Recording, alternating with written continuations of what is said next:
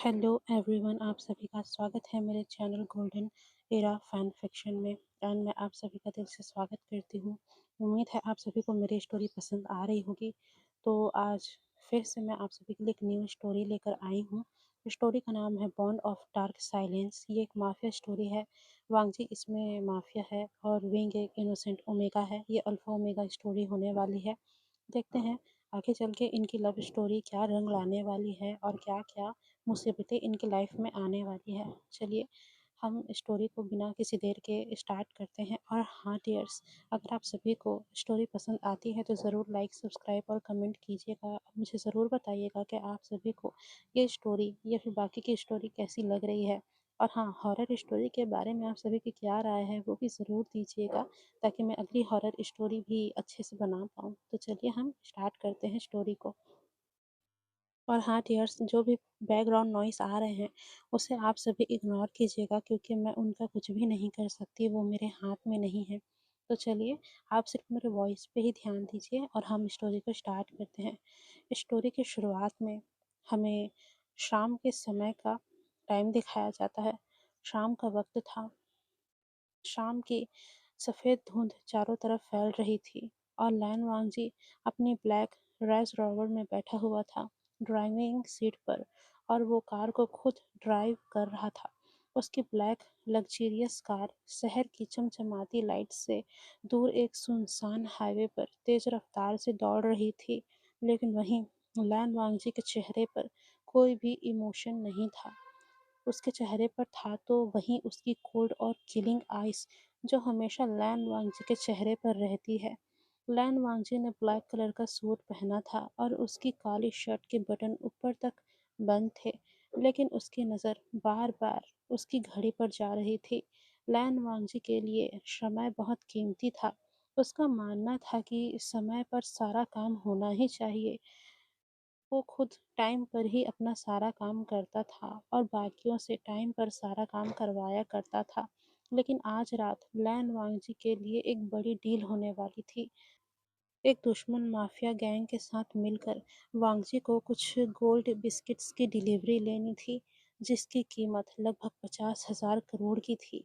और इस काम के लिए लैन वांगजी खुद जाना चाहता था, क्योंकि लैन वांगजी को किसी पर भी भरोसा नहीं है, किसी पर भी नहीं। और वो किसी पर भरोसा करे भी क्यों, क्योंकि उसका काम ही कुछ ऐसा था।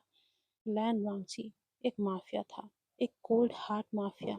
लेकिन दुनिया के सामने वो एक सक्सेसफुल बिजनेसमैन था। काफ़ी कम लोग जानते थे कि लैन वांगजी एक माफिया है।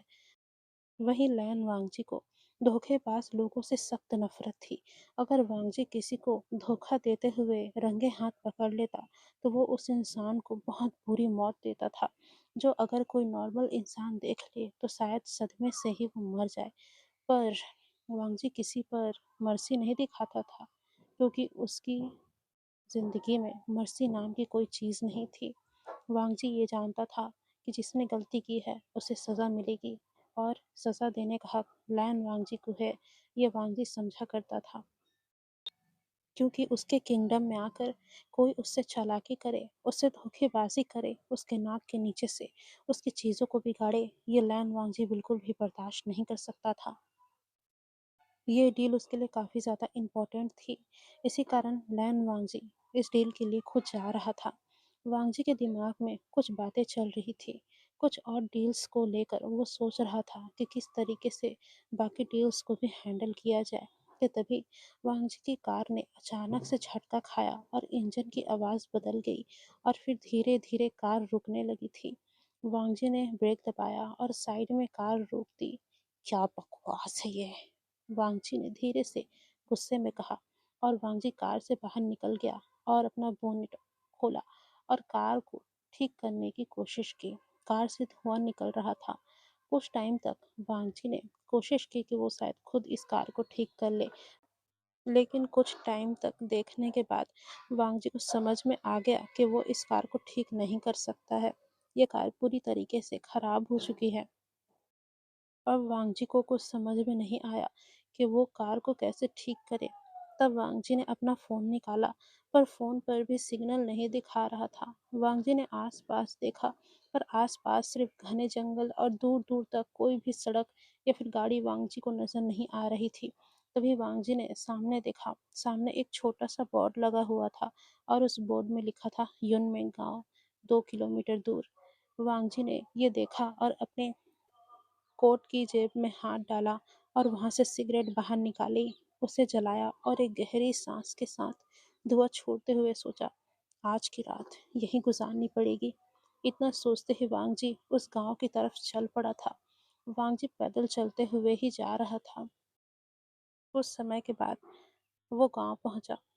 गांव पहुंचने में वांगजी को बस 36 मिनट ही लगे, क्योंकि वांगजी हमेशा ही रनिंग किया करता है, तो उसे आदत है तेज चलने की। इसी के चलते वो काफ़ी जल्दी इस गांव में पहुंच गया था।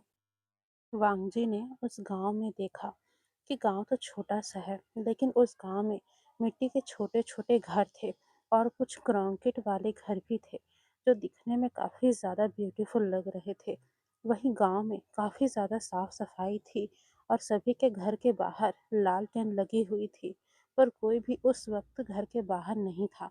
वांगजी यही सब देख रहा था कि तभी उसे कुछ कुत्तों की भौंकने की आवाज़ सुनाई दी और साथ ही कुछ दूर कहीं टेम्पल की घंटी की आवाज़ भी आ रही थी। वांगजी ने अपनी एक नज़र उस गांव पर घुमाई और उस गांव के अंदर वांगजी जाने लगा। और वांगजी को चलते चलते लगभग वहाँ 1 घंटे हो गए थे और वांगजी गांव के काफ़ी अंदर आ चुका था। गांव के अंदर काफ़ी अंधेरा था, क्योंकि आधे से ज़्यादा लोगों ने लालटेन बुझा दी थी, क्योंकि अभी रात के लगभग 12 बजे हुए थे और गांव के लोग तो जल्दी सो जाया करते हैं। इसी कारण लोगों ने अपने घर की लालटेन बुझा दी थी। वहीं वांगजी उस बीच चौराहे में खड़े होकर इधर-उधर देख रहा था। तभी वांगजी ने देखा कि एक घर से रोशनी आ रही थी और बाकी सारे घर अब अंधेरे में डूबे हुए थे। तभी वांगजी ने उसी घर में जाने का फैसला किया जहाँ से रोशनी आ रही थी। वांगजी उस घर के पास गया और दरवाज़ा खटखटाया। थोड़ी देर बाद उस घर का दरवाज़ा खुला और वांगजी के सामने एक ओल्ड ग्रैंडमा वहाँ खड़ी थी। उन ग्रैंडमा ने गांव के पारंपरिक कपड़े पहने हुए थे और उनका चेहरा पूरा झुर्रियों से भरा हुआ था, लेकिन उनकी आंखों में एक प्यार की गर्माहट थी जो वांगजी महसूस कर पा रहा था। तुम कौन हो बेटा? इतनी रात को यहाँ? सब ठीक तो है ना? उन ग्रैंडमा ने वांगजी से पूछा। तभी वांगजी ने जवाब दिया, मेरी गाड़ी खराब हो गई है। रात गुजारने की जगह चाहिए थी। सुबह मैं मैकेनिक को बुलवा लूंगा। वांगजी ने एक लय में जवाब दिया।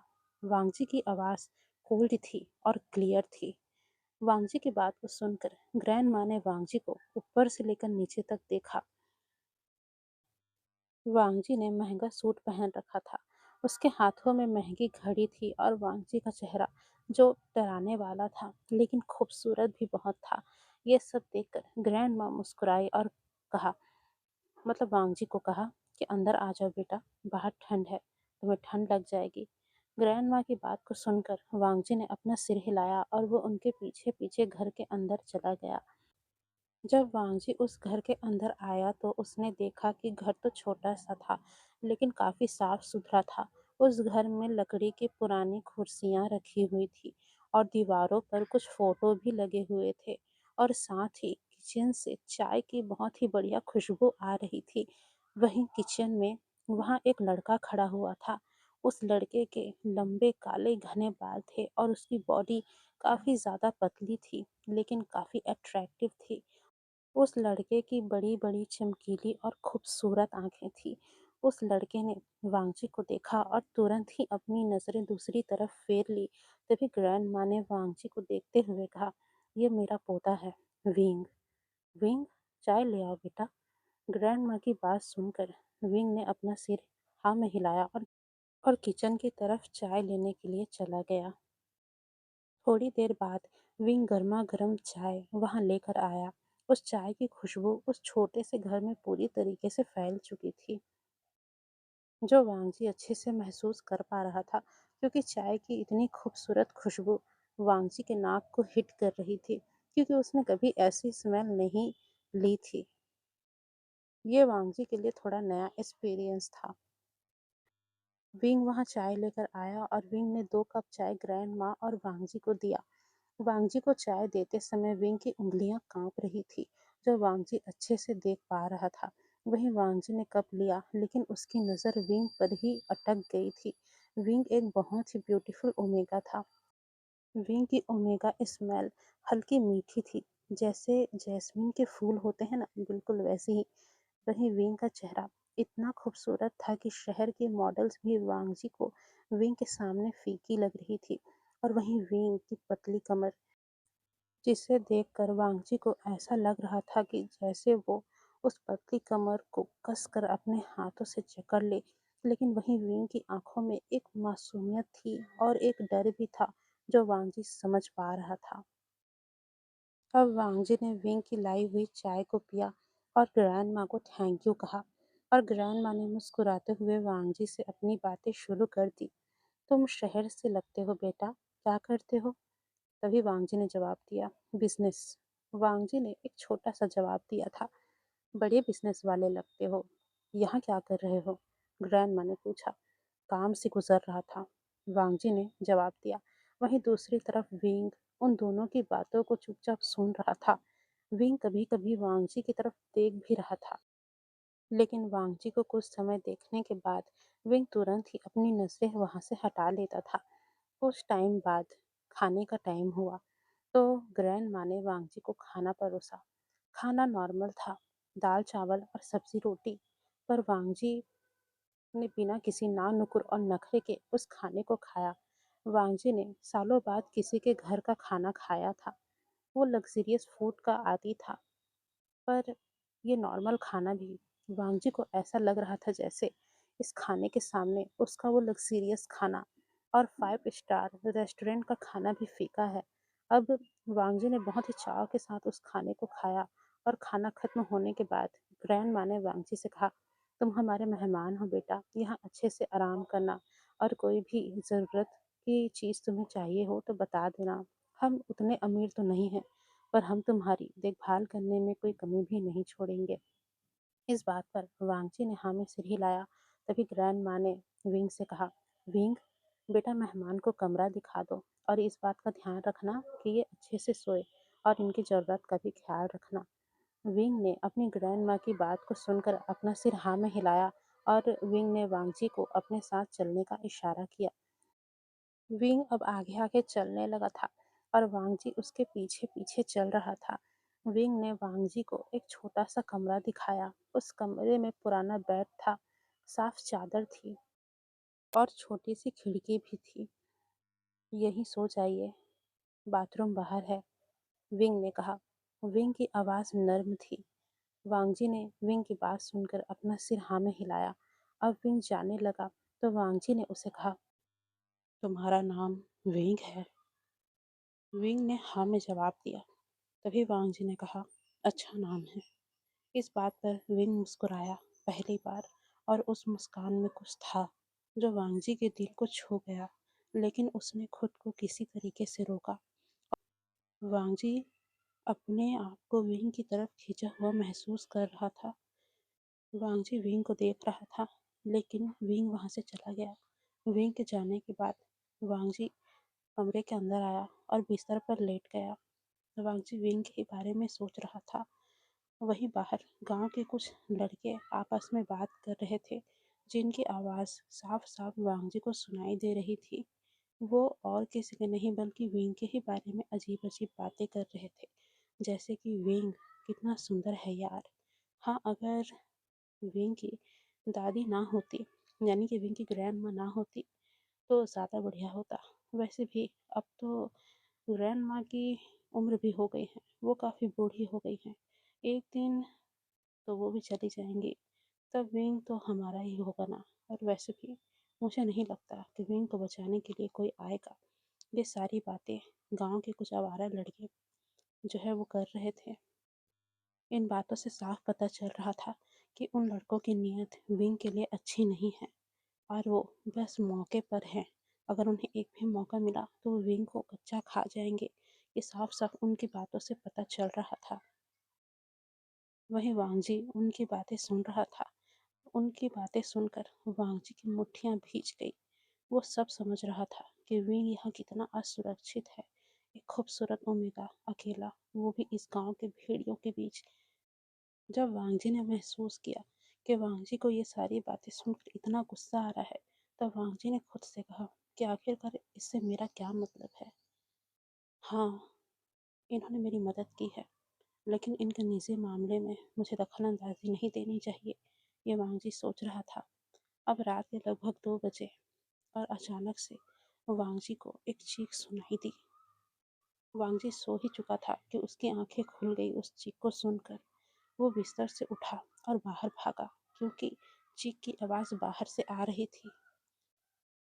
और जब वांगजी बाहर निकला तो देखा कि वो चीख की आवाज़ विंग के कमरे से आ रही थी। वांगजी ने देर नहीं की और वो तुरंत उस कमरे के अंदर गया। वांगजी ने देखा कि विंग अपनी ग्रैंड माँ के बगल में बैठा रो रहा है। दादी, दादी उठो, उठो दादी। वांगजी ने जब गौर से देखा तो ग्रैंड माँ की सांसें रुक चुकी थी। वांगजी ने फौरन ग्रैंड माँ की नब्ज देखी। वो कमजोर थी। वांगजी को लगा कि जैसे उन्हें हार्ट अटैक आया है। और ये बात वांगजी ने विंग को भी बता दी कि उन्हें हार्ट अटैक आया है। ये सुनकर विंग और भी ज्यादा रोने लगा और अपनी रुआसी भरी आंखों से वांगजी की तरफ देखकर कहा, प्लीज, प्लीज कुछ कीजिए, मेरी दादी को बचा लीजिए, इनके अलावा और मेरा कोई भी नहीं है, प्लीज, प्लीज हमारी मदद कीजिए।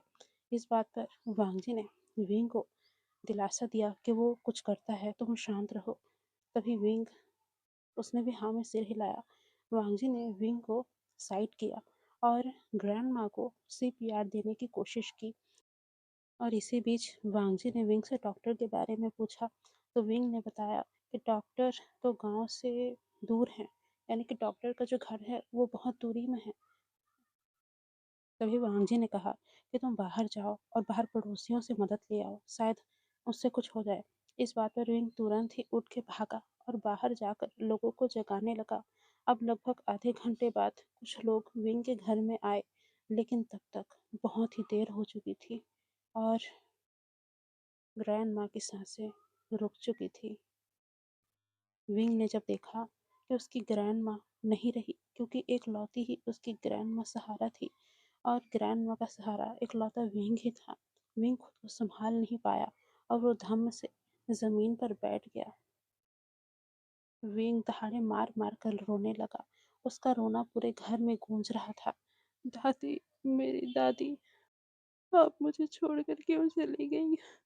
अब मैं किसके सहारे जीऊंगा? मेरा आपके अलावा और कौन था? माँ पापा भी मुझे छोड़कर चले गए। आपने ही मुझे पाला था, आपने मुझे इतना बड़ा किया था। आपने तो कहा था ना कि ये दुनिया अच्छी नहीं है, फिर आप मुझे इस बुरी दुनिया में अकेले छोड़कर कैसे चली गई? अब मैं किसके सहारे जीऊंगा? दादी, उठ जाओ ना दादी, दादी उठ जाओ। विंग बहुत ही फुंकारे मार मार के रो रहा था और वहीं वांगची चुपचाप खिड़की के एक साइड में खड़ा था। वांगजी ये सब अपनी आंखों से देख रहा था। वांगजी की लाइफ में मौत एक आम चीज थी उसके लिए। उसने खुद को कितने लोगों को मारते हुए देखा था। उसने बहुत लोगों की मौत देखी थी। काफी सारी मौतें उसने खुद दी थी और काफी सारी मौतें उसके सामने हुई थी। लेकिन पहली बार ये सीन देखकर वांगजी को कुछ अलग लग रहा था। विंग का टूटना उसे अंदर से हिला रहा था। जब वांगजी से और बर्दाश्त नहीं हुआ तो वांगजी विंग के पास गया और उसने विंग के कंधे पर हाथ रखा और विंग से कहा, खुद को संभालो। अगर तुम खुद को नहीं संभालोगे तो यहाँ कोई है भी नहीं जो तुम्हें संभालेगा। क्या तुम्हारे आंखों में ऐसे आंसू देखकर तुम्हारी दादी को अच्छा लगेगा? आना जाना लगा रहता है विंग, पर इस तरीके से टूट जाना अच्छी बात नहीं। क्या तुम्हारी दादी ने तुम्हें यही सिखाया है? वांगजी की ये बात सुनकर विंग को हैरानी हुई थी, पर इस वक्त वांगजी के शब्द उसे उतना काम नहीं आ रहे थे। उसके सामने उसकी एकमात्र फैमिली अब जा चुकी थी। ये वांगजी भी समझ रहा था, पर विंग ने वांगजी के कहने पर अपने आप को थोड़ा संभाला और किसी तरीके से वो रात गुजरी। वांगजी भी विंग को संभाल रहा था, उसे थोड़े-थोड़े टाइम में पानी पिला रहा था, पर कर भी क्या सकते हैं? वांगजी इससे ज़्यादा और कुछ कर नहीं पा रहा था। वांगजी के लिए वो रात काफ़ी मुश्किल थी, क्योंकि विंग बार-बार अपनी दादी के गम से बेहोश हो रहा था। विंग इतना ज़्यादा रो चुका था कि उसकी आँखें लाल हो गई थी, सूज गई थी, उसकी सांसें उखड़ रही थी और ये देखकर वांगजी बेचैन हो रहा था। पर वांगजी को समझ नहीं आ रहा था कि आखिर इस अनजान ओमेगा को देख के उसके दिल में ऐसी बेचैनी क्यों हो रही है। जब वो ओमेगा इतने दर्द में है, तो इससे वांगजी को क्या लेना देना है? ये वांगजी को समझ में नहीं आ रहा था। अब रात खत्म हुई और सवेरा हुआ। गांव वाले इकट्ठा हुए और वांगजी ने सब संभाला, सबको पैसे दिए और बहुत अच्छी तरीके से ग्रैंड माँ के अंतिम संस्कार की व्यवस्था की। उसने अपना फ़ोन चार्ज किया और मैकेनिक बुलवाया। दोपहर तक कार ठीक हो गई। अब वांगजी के जाने का समय था और विंग चुपचाप बैठा हुआ था। उसकी आंखें पूरी तरीके से सूजी हुई थी और कुछ गांव के लड़के, जो कि उनकी नज़रें अच्छी नहीं थी, वो दूर से खड़े होकर विंग को घूर घूर कर देख रहे थे। अब उनकी नज़रों में कोई डर नहीं था। ग्रैंड माँ चली गई थी और विंग अकेला था। ऐसा लग रहा था कि बस उन्हें किसी मौके का इंतज़ार है और वो विंग पर झपट पड़ेंगे। वांगजी अब कार में बैठने लगा था। उसने आखिरी बार विंग को देखा। विंग उदास था, अकेला था और टूटा हुआ था। वांगजी वहां से जाना चाहता था, पर वो जा नहीं पा रहा था कि तभी वांगजी को महसूस हुआ कि जैसे उसके दिल ने उसे कुछ कहा और वांगजी उसी पल उस कार से उतरकर विंग के पास गया और विंग से कहा, देखो ओमेगा, तुम यहाँ अकेले नहीं रह सकते, तुम्हें मेरे साथ चलना होगा।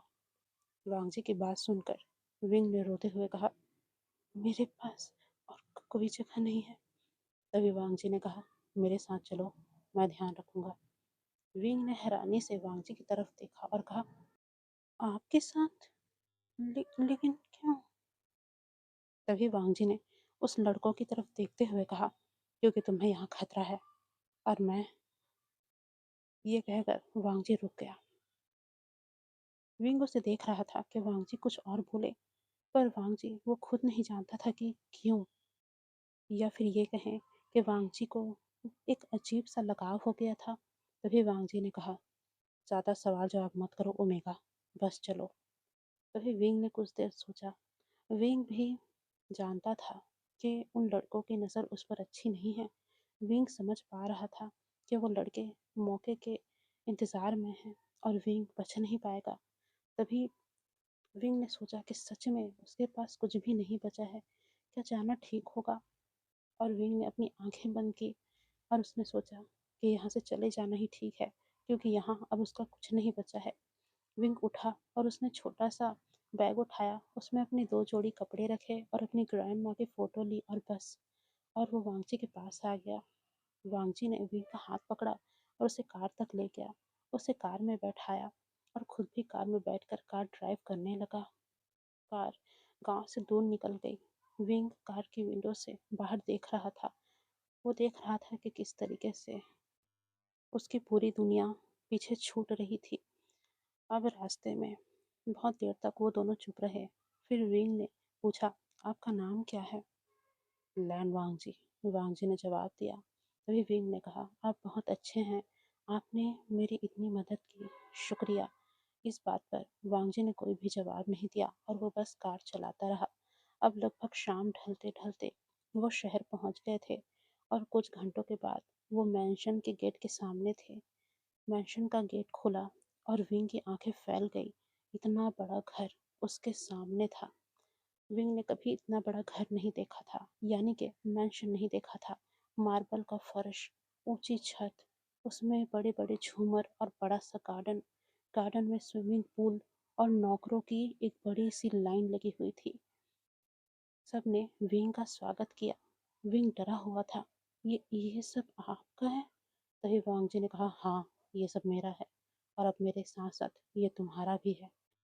ये शब्द वांगजी ने कुछ अलग नज़रिए से कहा था, लेकिन विंग को लगा कि शायद वांगजी उससे हमदर्दी दिखा रहा है, पर असल में ये हमदर्दी थी या वांगजी का इरादा कुछ और था, ये तो आगे पता चलेगा।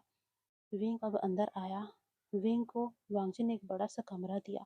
किंग साइज बेड थी वहाँ पर, बालकनी थी और वहाँ अटैच बाथरूम था। अलमारियाँ भरी हुई थी नए कपड़ों से, और वो सब देखकर विंग पूरी तरीके से हैरान था। वांगजी ने कहा, तुम नहा लो, मिलते हैं थोड़ी देर में डिनर पर। विंग ने हाँ में सिर हिलाया और वांगजी वहाँ से चला गया। अब वह विंग जो है वो उस कमरे के अंदर आया और उसने अपने कपड़े निकाले और वो फ्रेश होने चला गया था। वो जब फ्रेश होकर आया तब एक मेट ने उसका दरवाज़ा खटखटाया। जब विंग ने दरवाज़ा खोला तो मेट ने कहा कि सर ने आपको बुलाया है डिनर के लिए। और विंग ने भी हाँ में सिर हिलाया और विंग उस मेट के साथ नीचे आ गया डिनर करने के लिए। जब विंग नीचे आया तो विंग ने देखा एक लंबी टेबल पर सिर्फ दो कुर्सियां रखी हुई थी, और वो पूरा डाइनिंग टेबल तरह तरह के खानों से भरा पड़ा था। इतना खाना शायद विंग ने अपनी जिंदगी में पहली बार देखा था। और वहीं एक चेयर पर वांगजी बैठा हुआ था। वांगजी ने जब विंग को देखा तो वांगजी ने अपने हाथों से विंग को दूसरी कुर्सी पर बैठने का इशारा किया और विंग भी दूसरी कुर्सी पर बैठ गया। अब उन दोनों को खाना सर्व किया गया, चाइनीज, इटालियन और जो भी मन करे। विंग ने थोड़ा सा ही खाना खाया था, वो अभी भी सदमे में था। डिनर के बाद वांगजी ने कहा, तुम आराम करो ओमेगा, कल मिलते हैं, कल नए कपड़े लेने जाएंगे तुम्हारे लिए।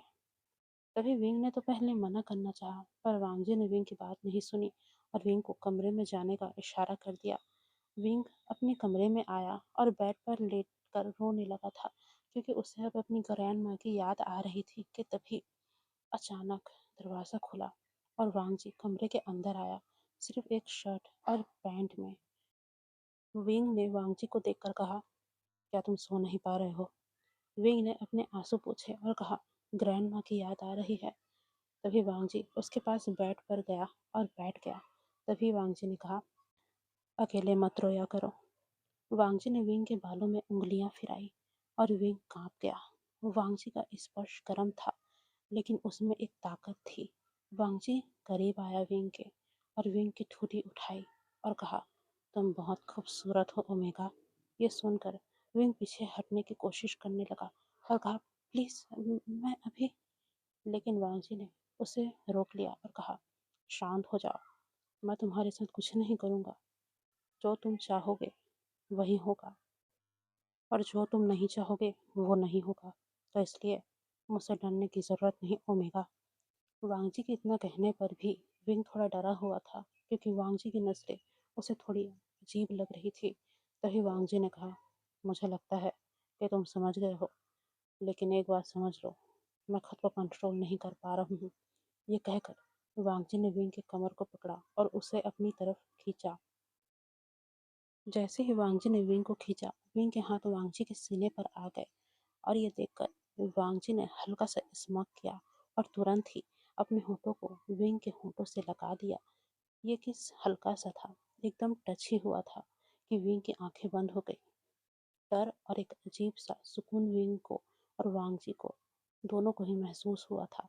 वांगजी ने उसे बाहों में लिया और उसे गले से लगा लिया और विंग की पीठ सहलाई और कहा, सो जाओ, मैं यही हूँ, डरने की ज़रूरत नहीं ओमेगा, मैं तुम्हारे साथ कुछ बुरा नहीं करूँगा। विंग डरा हुआ था, उसकी सांसें चढ़ी हुई थी, क्योंकि वांगजी ने जो अभी उसके साथ किया वो उसने सोचा नहीं था। विंग धीरे धीरे नॉर्मल हुआ और वो कब वांगजी की गर्म बाहों में सो गया, उसे पता ही नहीं चला। वही वांगजी उसे देखता रहा रात भर, उसे महसूस करता रहा, और उसके मन में पहली बार कुछ अजीब सा चल रहा था। ये लड़का, ये ओमेगा उसे कमज़ोर बना रहा है। लेकिन वो जानता था कि एक बार जो उसका हो गया, वो कभी भी उस चीज़ को दोबारा नहीं छोड़ता। अब रात गहरी हो गई और मैंशन में सन्नाटा छा गया था, और बाहर शहर की लाइट्स चमक रही थी और अंदर एक नई कहानी जन्म ले रही थी, प्यार और डर की, जुनून और कब्जे की। विंग, जो समझ नहीं पा रहा था कि उसे क्या करना चाहिए, वही वांगजी, जो शायद अब अच्छे से समझ गया था कि उसे क्या करना चाहिए। आखिरकार कैसा होगा इन दोनों का प्यार, हमको आगे पता चलेगा। अब हमें इस सीन को कट करके सुबह का सीन दिखाया जाता है। सुबह की पहली किरण बालकनी के कमरे से अंदर आ रही थी, और वहीं इस धूप की किरण से विंग की आंखें खुली तो उसने खुद को एक अनजान और नरम बिस्तर में पाया। उसने जो चादर ओढ़ रखी थी वो सिल्क की थी और तकिया इतना मुलायम था कि वो उसमें डूब ही गया था। उसने चारों तरफ देखा, बड़ा कमरा, ऊंची छत, दीवार पर बड़ी बड़ी पेंटिंग्स और सामने एक बड़ा सा ड्रेसिंग टेबल जिस पर महंगे परफ्यूम की बोतलें सजी हुई थी। और वहीं ये सब देखते हुए ही अचानक से कल रात की सारी यादें विंग के दिमाग में घूमने लगी थी। लेकिन ग्रैंड माँ की मौत और वांगजी का घर और फिर वो किस, वो बाहें, वो हल्का सा टच, विंग को ये सब याद आ गया और उसका चेहरा गर्म हो गया। उसने खुद को आईने में देखा। उसकी आंखें अभी भी सूजी हुई थी और चेहरा उदास था। मैं मैं यहाँ क्या कर रहा हूँ? क्या वाकई मैंने यहाँ आकर सही फैसला लिया है या मैं कहीं फंस गया हूँ? विंग ने खुद से पूछा। वो बिस्तर से उठा और पैरों में उसे अभी भी कमजोरी महसूस हो रही थी। वो बाथरूम गया और उसने बाथरूम को अच्छे से देखा। वहाँ मार्बल की फर्श थी, बड़ा सा शावर एरिया था। विंग को ये देखकर एहसास हुआ कि ये बाथरूम तो उसके पूरे घर से भी ज्यादा बड़ा है। पर फिर भी विंग ने ठंडे पानी से ही अपना मुंह धोया। वहाँ गर्म पानी भी था पर विंग को ठंडे पानी की आदत थी तो उसने उसी से ही अपना चेहरा धोया। वो फ्रेश होकर आया, अलमारी खोली तो वो हैरान था। अलमारियों में दर्जनों नए कपड़े भरे हुए थे। Shirts, T shirts, jeans, sweaters, सब उसके साइज के थे। तभी विंग ने सोचा, आखिरकार इन्हें मेरा साइज कैसे पता? विंग काफ़ी ज़्यादा अजीब महसूस कर रहा था, लेकिन फिर भी उसने उनमें से एक सफ़ेद शर्ट और ब्लैक जीन्स निकाली और पहनी और वो रेडी होकर बाहर निकला तो उसे वहाँ एक नौकरानी खड़ी मिली। उसने विंग को ग्रीट किया और कहा, गुड मॉर्निंग सर, ब्रेकफास्ट तैयार है। लंच सर अभी नीचे हैं, क्या आप वहीं जाना पसंद करेंगे? और इस बात पर विंग ने सिर हिलाया और सीढ़ियों से नीचे उतरते हुए वो जाने लगा। विंग ने देखा, मैंशन का ग्राउंड फ्लोर और भी ज़्यादा बड़ा है और दिन की रोशनी में तो अब विंग उसे बहुत अच्छे से देख पा रहा था। लिविंग रूम में बड़ा सा सोफा सेट था। दीवारों पर 85 इंच की टीवी थी और एक तरफ ग्लास वॉल से स्विमिंग पूल पूरी तरीके से दिख रहा था। वहीं डाइनिंग टेबल पर वांगजी बैठा हुआ था। वांगजी ने ब्लैक शर्ट और ब्लैक पैंट पहन रखी थी और वो न्यूज़पेपर पढ़ रहा था। उसके बाल अभी भी गीले थे क्योंकि वो अभी अभी शावर लेकर आया था। तभी उसने विंग को देखा और अपना न्यूज़पेपर साइड रख दिया और विंग से कहा, बैठो, नाश्ता कर लो। वांगजी की आवाज़ में वही ठंडक थी लेकिन आज कुछ नरम भी लग रहा था। विंग टेबल पर आया और बैठ गया। उस बड़े से डाइनिंग टेबल में ब्रेकफास्ट पूरी तरीके से फैला हुआ था। तरह तरह के fresh juice, fruit salad, pancakes, omelettes, croissant, coffee और और भी न जाने कितने सारे आइटम्स जो शायद विंग ने कभी देखे भी नहीं थे। पर फिर भी विंग ने थोड़ा सही लिया क्योंकि उसे भूख नहीं थी। लेकिन उसे खाना पड़ा क्योंकि वांगजी उसे घूर रहा था।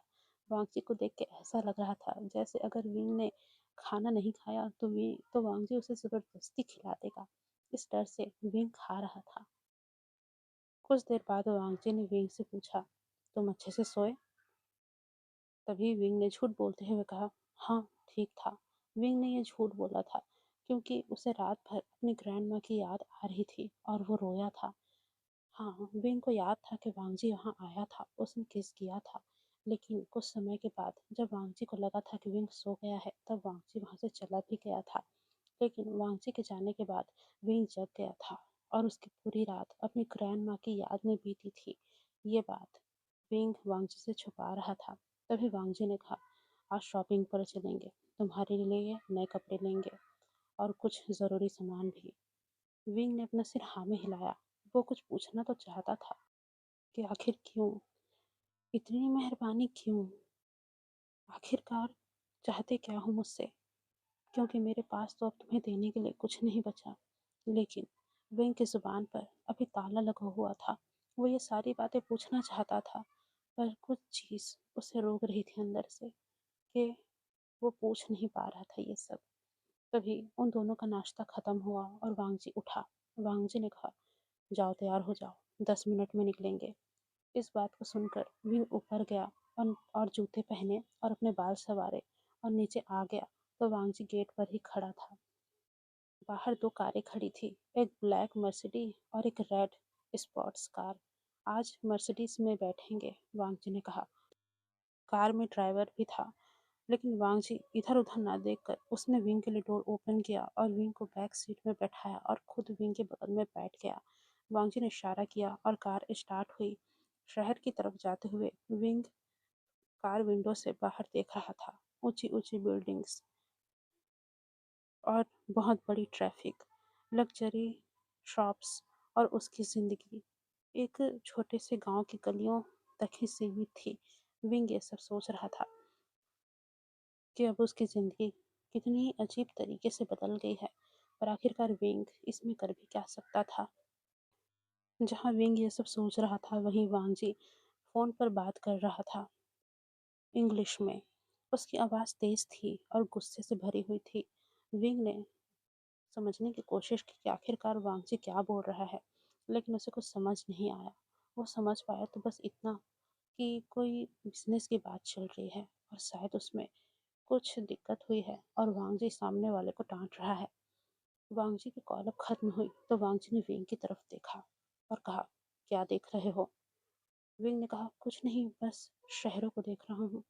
तभी वांगजी ने पूछा, क्या तुम्हें पसंद आया? और विंग ने कहा, हाँ, बहुत बड़ा है। और वांगजी ने फिर इसके बाद कुछ नहीं कहा। वो दोनों मॉल पहुंचे और वो दोनों शहर के सबसे बड़े और सबसे महंगे मॉल में पहुंचे थे। वांगजी ने विंग का हाथ पकड़ा और उसे अंदर ले गया। लोग उन्हें देख रहे थे और देखे भी क्यों ना, उनकी जोड़ी लग भी इतनी खूबसूरत रही थी। दोनों साथ में बहुत खूबसूरत लग रहे थे, एक ठंडा और डरावना और वहीं दूसरा नाजुक और मासूम। दोनों उस मॉल के एक बहुत ही ब्रांडेड शॉप के अंदर घुसे। वांगजी ने विंग से पूछा भी नहीं और जो पसंद आया वो सीधा उठवाने लगा था। Shirts, jackets, shoes, watch, perfume. विंग बार बार मना कर रहा था कि मुझे इतना नहीं चाहिए, मैं क्या करूँगा, इतना काफ़ी है और नहीं चाहिए। लेकिन वांगजी बिल्कुल भी विंग की सुन नहीं रहा था।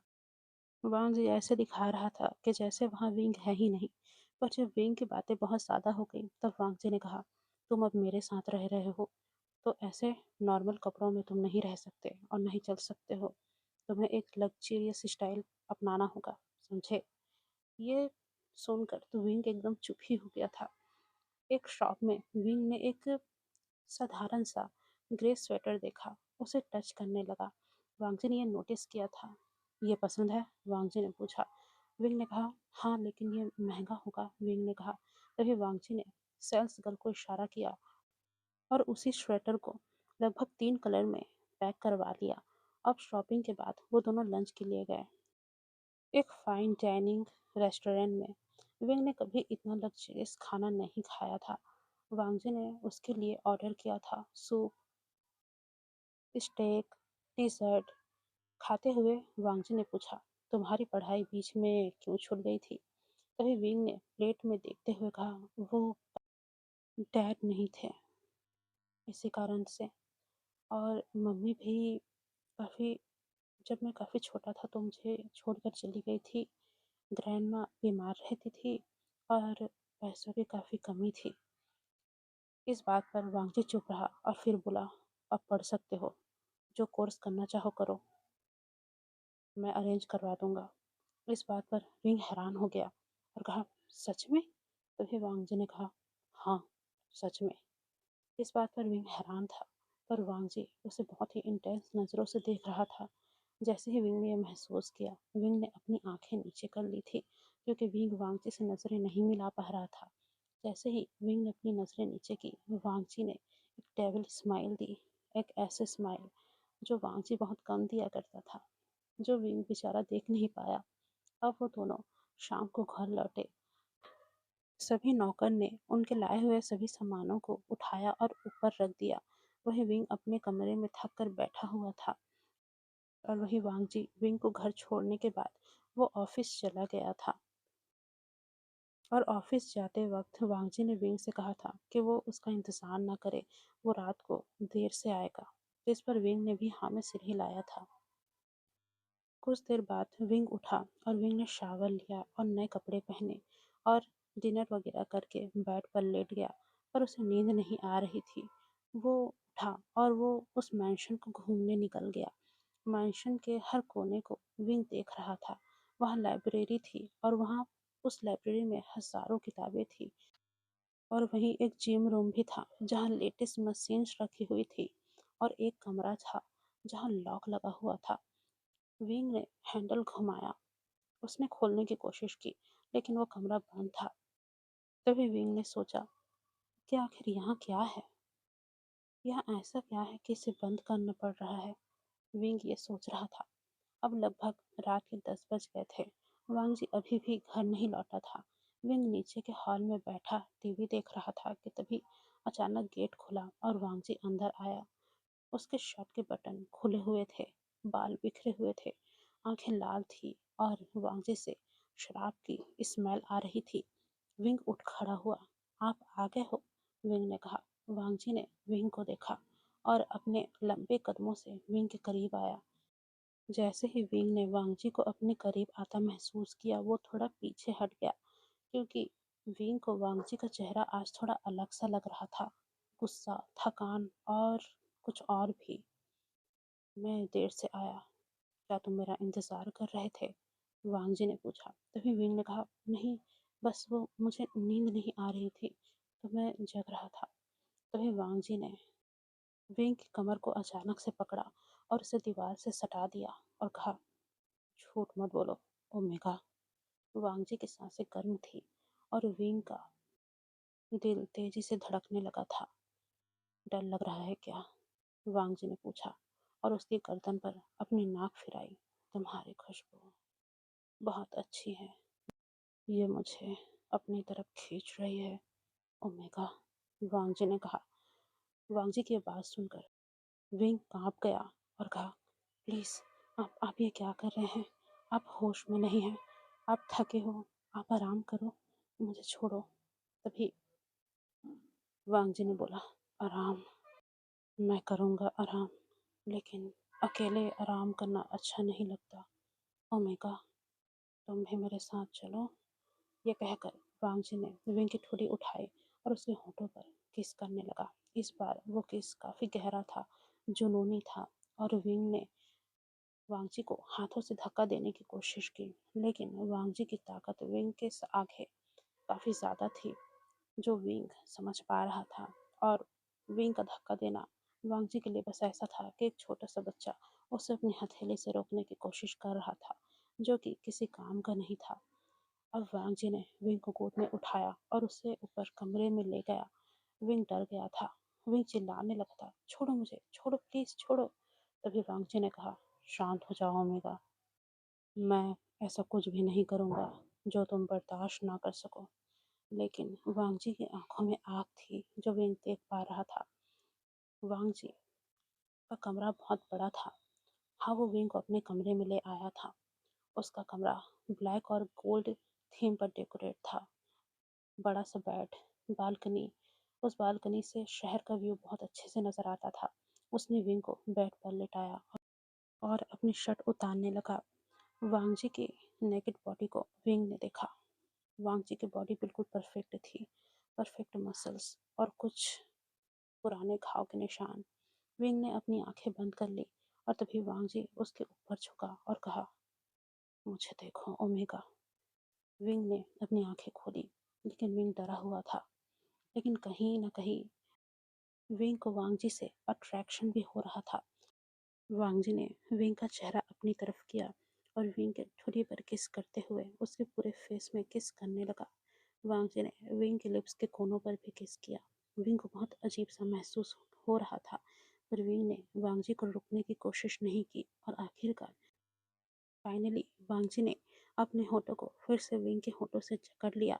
उनका किस पहले धीरे था और फिर तेज हुआ और फिर वांगजी ने अपना हाथ विंग के शर्ट के अंदर घुसा दिया था। वांगजी विंग की स्किन को टच कर रहा था। विंग की स्किन काफ़ी सॉफ्ट थी। तभी जैसे ही विंग ने महसूस किया कि वांगजी का हाथ उसके ब्रेस्ट पर है, तो विंग ने एक आह भरी और उसकी सिसकारियाँ निकल गई और वांगजी ने कहा, डर रहे हो?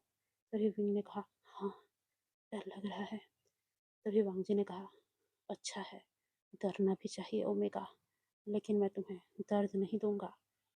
इस बात पर विंग ने कुछ नहीं किया और वांगजी ने विंग के कपड़े धीरे धीरे निकाल दिए और अब दोनों पूरी तरीके से नेकेड थे और वांगजी विंग को टच कर रहा था। वांगजी के टच में एक जुनून था। विंग थोड़ा थोड़ा डर रहा था और वो वांगजी का विरोध भी कर रहा था, लेकिन विंग वांगजी के सामने कमजोर पड़ता जा रहा था। वांगजी एक अल्फा था और विंग ओमेगा। विंग बहुत ही कमजोर था इस वक्त और वांगजी को ऐसा लग रहा था कि जैसे उसकी अल्फा ताकत इस वक्त 100 गुना और बढ़ गई है, जिसके कारण वांगजी और भी ज़्यादा विंग को फोर्स कर रहा था और विंग जो वांगजी को संभाल नहीं पा रहा था। तभी जब वांगजी हद से ज़्यादा आगे बढ़ने की कोशिश करने लगा, तब विंग को पता चल गया कि शायद वांगजी के ऊपर उसका अल्फा हावी हो चुका है और अब कोई फ़ायदा नहीं है रोकने का, क्योंकि विंग अब बच नहीं सकता। तो विंग ने भी हार मान ली थी और अब वांगजी बहुत गहराई तक विंग को टच करने लगा था। विंग की ओमेगा खुशबू अब कमरे में फैल रही थी और उन दोनों के बीच काफ़ी नज़दीकियाँ बढ़ गई थी। रात लंबी थी। वांगजी ने अपनी लाइफ में कई ओमेगास देखी हैं। कई ओमेगाओं ने वांगजी के साथ फिजिकल होने की भी कोशिश की, पर वांगजी हमेशा हर किसी को ठुकराता था, क्योंकि वांगजी जानता था कि उसके पास ओमेगा किस नीयत से आती हैं। वांगजी बहुत ही ज़्यादा अमीर था। कुछ लड़कियां तो इसीलिए ही उसके पास आती थी। तो आखिरकार वांगजी किसी लालची ओमेगा के साथ कैसे अपना सब कुछ बांट सकता था? पर विंग विंग उसे कुछ अलग एहसास दिलवा रहा था। वांगजी नहीं समझ पा रहा था कि क्या हो रहा है, क्योंकि वो इस वक्त पूरी तरीके से विंग में खो चुका था और वहीं विंग उसके लिए सब नया था। उसने अपनी ज़िंदगी में कभी किसी अल्फ़ा से ठीक से बात भी नहीं की थी और आज एक अल्फ़ा उसके ऊपर आकर उसे रौंद रहा था। ये विंग के लिए थोड़ा दर्दनाक भी था, क्योंकि वांगजी काफ़ी फोर्स के साथ विंग के साथ इंटीमेट हो रहा था और विंग को काफ़ी दर्द भी महसूस हो रहा था। जब भी विंग को बहुत दर्द होता तो वो वांगजी को अपने हाथों से रोकने की कोशिश करता, तो वांगजी और भी ज़्यादा फोर्स के साथ उसे हिट करता, जिससे विंग की चीख निकल जाती। वांगजी विंग के साथ बहुत ज़्यादा इंटेंस हो चुका था। वांगजी को यहाँ कुछ अलग सा ही महसूस हो रहा था। विंग के हर हर टच में उसे कुछ नया सा लगाव महसूस हो रहा था और वहीं वांगजी के हर टच में विंग को एक नया और एक ऐसा टच महसूस हो रहा था जैसे वांगजी उसके शरीर के हर कोने पर कब्जा कर रहा है। विंग को जब दर्द बर्दाश्त नहीं हो रहा था तब विंग रोने लगा, चीखा भी, लेकिन आखिर में वांगजी ने उसे अपनी बाहों में कसकर जकड़ लिया और उसके होठों से अपने होठों को मिलाकर कहा, चिल्लाओ मत, दर्द होगा तुम्हें, क्योंकि मैं खुद को रोक नहीं पा रहा हूँ। अगर तुम चिल्लाए तो मैं और भी ज़्यादा फोर्स करूँगा, इससे तुम्हें और दर्द होगा ओमेगा। तो इसलिए अच्छा होगा कि तुम चुपचाप सहो, थोड़ी देर बाद तुम्हें ठीक लगेगा। जैसे ही वांगजी ने यह कहा, विंग ने अपनी मुठ्ठियाँ भींच ली और उसने किसी तरीके से अपनी आवाज़ों को कंट्रोल करने की कोशिश की, लेकिन वांगजी इतना खूंखार था कि उसने बिल्कुल भी मर्जी नहीं दिखाई और विंग के साथ काफ़ी फोर्सफुली ये सब करने लगा। जब वांगजी को रियलाइज़ हुआ कि वांगजी शायद बहुत ज़्यादा फोर्स कर रहा है, तब वांगजी ने विंग को अपनी बाहों में जकड़ लिया और नॉर्मली सब करने की कोशिश करने लगा, लेकिन वांगजी के लिए भी ये बहुत मुश्किल था। वो खुद को रोक नहीं पा रहा था। लगभग 4 से 5 घंटों के बाद ये सब थोड़ा नॉर्मल हुआ, लेकिन वांगजी अभी भी रुका नहीं था। विंग की आंखों से आंसू बह बहकर सूख चुके थे। विंग अधमरी हालत में बेड पर पड़ा था और वांगजी अभी भी उसके ऊपर राइड कर रहा था, लेकिन अभी वांगजी का जो स्पीड था वो थोड़ा स्लो था। वांगजी अब थोड़ा सा थक गया था और वांगजी ने विंग को अपनी बाहों में कसकर जकड़ा और उसके पूरे फेस पर किस करते हुए बोला, सॉरी ओमेगा, मैं इतना फोर्स नहीं करना चाहता था, पर मैं क्या करूं, मैं रुक नहीं पाया। और वांगजी ने विंग को कसकर गले लगाया और इसके ब्रेस्ट के पास अपना चेहरा ले जाकर रख दिया और वो वहाँ पर अपने चेहरे से विंग को रगड़ने लगा था। विंग को अजीब महसूस हो रहा था, पर अब विंग के मुंह से आवाज़ नहीं आ रही थी। थोड़ी देर बाद वांगची सो गया। जब विंग ने महसूस किया कि वांगची सो गया है, तब विंग ने वांगची को हटाने की कोशिश की, लेकिन वांगची काफ़ी भारी था और वो विंग से हट नहीं रहा था। तब विंग ने हार मान ली और विंग के आंखों से आंसू आने लगे। विंग सोच रहा था, ये क्या हो गया? क्या ये सब होना था?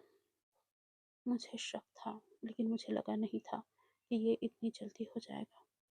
क्या मैं फंस चुका हूँ? क्या मैं निकल पाऊंगा? ये आखिरकार अब मेरे साथ क्या करेगा? मेरे पास एक ही चीज़ थी, ये इज्जत। वो भी अभी ले चुका है। अब तो कुछ भी मेरे पास नहीं बचा। अब मैं क्या करूँगा? विंग ये सब सोचकर रो रहा था और आखिरकार वो रोता भी कितना। एक समय पर विंग भी सो गया था। विंग और वांगजी दोनों सोए हुए थे। थोड़ी देर बाद वांगजी की आंखें खुली और वांगजी ने विंग का चेहरा देखा। वांगजी देख रहा था कि विंग की आंखों से काफी आंसू बहे हुए हैं। वांगजी ने उन आंसुओं को अपनी टंग से लिक किया, लेकिन विंग इस वक्त होश में नहीं था, वो सो चुका था। वांगजी उसे देखता रहा, लेकिन वांगजी का चेहरा शांत था, लेकिन वांगजी के अंदर तूफान चल रहा था। तुम मेरे हो गए हो, अब कोई नहीं छीन सकता तुम्हें मुझसे। वांगजी ने विंग के माथे पर किस किया और वापस से विंग के ब्रेस्ट पर अपना सिर रखकर सो गया। सुबह विंग देर से उठा था। विंग के शरीर में काफी दर्द था, वो करहा रहा था और वहीं वांगजी उससे पहले उठ चुका था और शावर लेकर तैयार हो चुका था। जब विंग उठा तो वांगजी ने विंग को देखकर बोला, उठ गए ओमेगा, जाओ नहा लो, ब्रेकफास्ट नीचे करेंगे, तुम रेडी होकर आ जाना। वांगजी के बोलने का तरीका ऐसा था जैसे कल रात कुछ उन दोनों के बीच हुआ ही नहीं था। लेकिन विंग विंग तो शर्मा गया था और विंग बाथरूम में गया और वहां पर शावर लिया। विंग ने आईने में खुद को देखा। उसके गर्दन पर हल्के से निशान थे। जब विंग ने ये देखा तो वो रोने लगा था और वो सोच रहा था, मैं यहाँ क्यों हूँ? ये सब क्या हो रहा है? क्या ये सब ठीक है? उसे कुछ समझ में नहीं आ रहा था। विंग ने खुद को संभाला, रोना बंद किया और तैयार हुआ और नीचे आया। जब विंग नीचे आया तो वांगची ऑफिस जाने को था। शाम को जल्दी आऊँगा, वांगची ने कहा, और तुम घर पे रहना ओमेगा, मेरा इंतज़ार करना। अगर कुछ चाहिए तो नौकरों से बोल देना। ये कहकर वांगजी वहाँ से चला गया था और विंग चुप रह गया था। पर जाते वक्त वांगजी विंग के करीब आया और उसने विंग की ठुड्डी ऊपर की और कहा, गुस्सा हो? तभी विंग ने कहा, नहीं। तभी वांगजी ने कहा, झूठ, मुझे झूठ पसंद नहीं ओमेगा। ये कहकर वांगजी मुस्कुराया। पहली बार वो मुस्कुराया था, लेकिन उसकी मुस्कान बहुत ज़्यादा खतरनाक थी, जिसे देखकर विंग को अपनी धड़कन बढ़ती हुई महसूस हुई। प्यार से नहीं, बल्कि डर से। तभी वांगजी ने कहा, शाम को जब आऊँगा तब तुमसे बात करूँगा। और फिर वांगजी वहाँ से चला गया और विंग वहाँ अकेला रह गया था। पूरे दिन विंग ने उस मैंशन में अच्छे से अपना समय बिताया। वो घूमा, कुछ बुक्स पढ़ने की कोशिश की और टीवी देखा और कॉफ़ी पिया और जो भी उसका मन किया वो उसने किया। विंग गार्डन में भी घूमने के लिए गया था और विंग को लाइब्रेरी की किताबें काफ़ी ज़्यादा पसंद आ गई थी, तो उसने कुछ किताबें अपने रूम में भी रख ली थी। और वहीं स्विमिंग पूल के पास विंग काफ़ी समय तक बैठा रहा था, लेकिन उसका मन कहीं लग ही नहीं रहा था। विंग बार बार सोच रहा था, वांगजी अच्छा है या बुरा? क्या वो खतरनाक है? क्या उसने मेरी मदद की है? लेकिन उसने जो मेरे साथ किया वो ज़बरदस्ती भी तो था। क्या वो प्यार करने लगा है या फिर बस ये उसकी हवस है? विंग ये सब सोच रहा था, लेकिन अब विंग के मन में वांगजी को लेकर डर बहुत था कि आखिरकार वांगजी उसके साथ क्या करेगा। अब यही सब चीज़ों में शाम हुई और वांगजी घर लौट आया। इस बार वो नॉर्मल मूड में था और विंग को डिनर पर ले गया। डिनर की जो व्यवस्था थी वो छत पर की गई थी। कैंडल लाइट डिनर थी। फूल फूलों से उस जगह को सजाया गया था। सॉफ्ट म्यूजिक बज रहा था। खाना सर्व हुआ। विंग ये सब देख रहा था कि भाई वो तो पूरे दिन घर में था, फिर ये सब हुआ कैसे। वही वांगजी ने कहा, यही सोच रहे ना ओमेगा कि ये सब हुआ कैसे, और तुम तो घर पे ही थे तो तुम्हें पता कैसे नहीं चला। तभी विंग ने हाँ में सिर हिलाया और वांगजी ने कहा, जब तुम स्विमिंग पूल के पास बैठे थे तब मैंने फ़ोन करके ये सब करने के लिए कहा था। तभी विंग हैरान हुआ और पूछा, तुम्हें कैसे पता कि मैं स्विमिंग पूल के पास बैठा था। इस बात पर वांगजी मुस्कुराया और बोला, वो तुम्हें समझ में नहीं आएगा। बस ये समझ लो कि तुम्हारी हर हरकत पे मेरी नज़र है। तुम क्या करते हो, क्या नहीं करते हो, और कितनी बार सांसें लेते हो, मुझे सब पता है। इस बात पर विंग का दिल धड़क उठा था। डर से गाइस, ना कि प्यार से। विंग अब डर रहा था और विंग के डर उसकी आंखों से छलक रहे थे। तभी वांगजी ने कहा, कल रात के लिए सॉरी, मैं कंट्रोल में नहीं था, या फिर ये कहूँ कि तुम्हें देखकर मैं कंट्रोल नहीं कर पाया था ओमेगा। इस बात पर विंग ने सर झुका लिया और कहा, कोई बात नहीं। तभी वांगजी ने कहा, झूठ मत बोलो, तुम्हें दर्द हुआ। तभी विंग ने कहा, थोड़ा सा। तभी वांगजी ने उसका हाथ पकड़ा और कहा, अब नहीं होगा, वादा करता हूँ।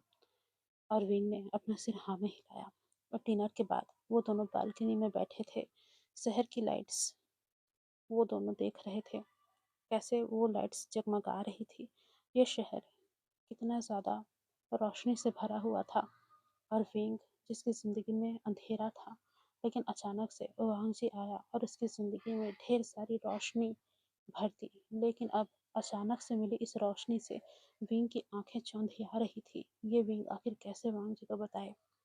तभी वांगजी ने विंग को अपनी गोद में खींच लिया और उसकी पीठ से खुद को सटा लिया और कहा, तुम्हें यहाँ रख कर मैंने सही किया है। इस बात पर विंग चुप रहा और फिर बोला, मुझे नहीं पता, सब बहुत तेजी से हो गया, मुझे कुछ समझने का मौका नहीं मिला। तभी वांगजी ने कहा, समय लगेगा, लेकिन तुम मेरे हो, ये बात याद रखना ओमेगा। कल रात जो भी हमारे बीच हुआ वो नॉर्मल नहीं था। मैंने सोच समझ कर सब कुछ किया है, तुम मुझे गलत मत समझना। इस बात पर विंग ने वांगजी की तरफ देखा, पर विंग ने कुछ नहीं कहा और वापस से वो उन शहर की चमचमाती लाइट्स को देखने लगा था। और वांगजी विंग को देख रहा था। अब रात का समय था, लेकिन रात फिर वैसी ही थी, लेकिन इस बार नरमी से। विंग और वांगजी बेड पर थे और दोनों न्यूड थे। वांगजी ने विंग को अपनी गोद में बैठा रखा था और वो उसके साथ इंटीमेट हो रहा था। वांगजी का कहना था कि तुम मुझे देखो, अपनी नज़रें मत हटाओ, और विंग शर्म के मारे अपनी नज़रें इधर उधर हटा रहा था। तभी वांगजी ने विंग को उसके बालों से पकड़ा और उसकी आंखों में आंखें मिलाकर कहा, ओमेगा, मुझे पसंद नहीं कि तुम इस वक्त इधर उधर देखो। मैंने कहा ना, मुझे देखो। तभी विंग ने कहा, मुझे शर्म आ रही है, आप ये क्या कर रहे हैं। तभी विंग मतलब वांगजी ने विंग के बालों को छोड़ा और उसके चेहरे को पकड़कर कहा, मेरी तरफ देखो। जब ये सब मैं करता हूँ और तुम मेरी तरफ देखोगे तो मुझे अच्छा महसूस होगा। तभी विंग ने हिम्मत की और उसने वांगजी की तरफ देखा। ये बात वांगजी को बहुत पसंद आई और वांगजी ने विंग को तेजी से हिट करना चालू किया। लेकिन ये कल रात जैसा नहीं था। वांगजी इस बात का ध्यान रख रहा था कि विंग को ज़्यादा तकलीफ ना हो। अब वांगजी ने विंग को बेड पर लेटा दिया और खुद उसके ऊपर आ गया। वांगजी ने विंग को प्यार किया, धीरे और केयरिंग तरीके से। विंग ने भी इसका कम विरोध किया, क्योंकि विंग को वाकई ही अब दर्द कम हो रहा था और वांगजी इसका अच्छे से ध्यान रख रहा था कि विंग को ज़्यादा दर्द ना हो। और वहीं जब वांगजी कभी कभी अपने आपे से आगे बढ़ जाता और गहराई तक वो उसे हिट करने लगता, तो उसमें भी अब विंग को कहीं ना कहीं सुकून मिल रहा था। लेकिन अभी भी वो डरा हुआ था वांगजी की ठंडी आंखों में छुपे उस अंधेरे से, क्योंकि वो विंग को समझ में आ रहा था कि वांगजी असल में कुछ और है जो विंग नहीं जानता। अब दिन बीतने लगे थे। विंग मैंशन में सेटल होने लगा था, लेकिन एक सवाल बार बार वांगजी को लेकर उसके जहन में चलता कि आखिरकार वांगजी कौन है। वो एक बिजनेसमैन है या कुछ और वो लॉक कमरा, आखिर उसके पीछे राज क्या है। क्योंकि कभी विंग ने उस डोर को ओपन होते नहीं देखा और वांग जी का रवैया उसे काफ़ी ज़्यादा मिस्टीरियस लगता है। इसलिए विंग थोड़ा अजीब भी महसूस करता है, पर वो इस बारे में ज़्यादा कुछ बोल नहीं पाता क्योंकि विंग अभी भी वांग जी से डरता है और वो ये बात वांग जी से बोल भी नहीं सकता। वांग जी तो उससे बोलता है कि तुम्हें मुझसे डरने की ज़रूरत नहीं, पर क्या वाकई में विंग को वांग जी से डरने की ज़रूरत नहीं है, या फिर वाकई में विंग को वांग जी से ही डरने की ज़रूरत है? ये तो हमें आगे स्टोरी में पता चलेगा। अब हमें कुछ दिनों के बाद का सीन दिखाया जाता है। सुबह की धूप मैंशन की बड़ी खिड़कियों से अंदर आ रही थी। वही विंग बेड पर करवटें बदल रहा था। पिछले कुछ दिन उसके लिए सपने जैसे थे। एक तरफ लग्जरी करियर और वांगजी का वो अजीब सा प्यार, और वहीं दूसरी तरफ डर और अनजानापन। कल रात फिर वैसी ही थी। वांगजी देर से आया था, थका हुआ था, लेकिन विंग को देखते ही उसकी आंखों में वो चमक आ गई थी। डिनर के बाद उन्होंने बालकनी में काफ़ी देर तक बैठकर बातें की थी और पहली बार वांगजी ने अपने बारे में उसे कुछ बताया था। उसका बचपन, अनाथ होना, खुद का इतना बड़ा करियर खड़ा करना, लेकिन बहुत कुछ छुपाया भी था। विंग को ये पता चल रहा था वांगजी की बातों से कि वांगजी उसे सब चीज़ नहीं बता रहा है, लेकिन विंग ने पूछा भी नहीं था क्योंकि वो डर रहा था।